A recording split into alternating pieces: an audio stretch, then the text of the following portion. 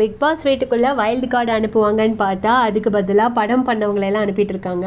Rio வராரு. Rio, அப்புறம் அந்த படம் ஆண் பாவம் பொல்லாததோட ஹீரோயின், அப்புறம் பிளாக் ஷீப்பில் பண்ணியிருப்பார்ல அவர், 3 பேரும் வராங்க. உள்ளே பார்த்தோன்னே இவங்கெல்லாம் செம்மையாக எக்ஸைட் ஆகுறாங்க. அந்த படத்தோட பாட்டு போடுறாங்க, எல்லோரும் டான்ஸ் ஆடுறாங்க.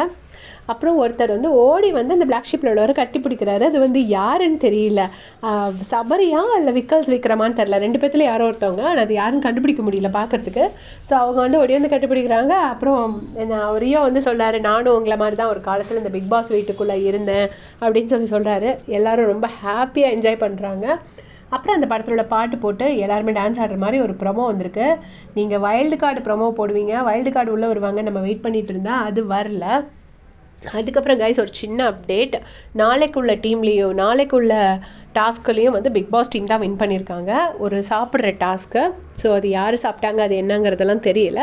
ஸோ நிறைய சாப்பிடணும் போல இருக்குது. லாஸ்ட் சீசனில் விஷால் பண்ணியிருப்பாரு, நிறைய சாப்பிட்ருப்பாரு. வின் பண்ண முடியலனா கூட நிறைய சாப்பிட்ருப்பாரு. ஸோ அந்த டாஸ்க் தான் நாளைக்கு வச்சுருந்துருக்காங்க.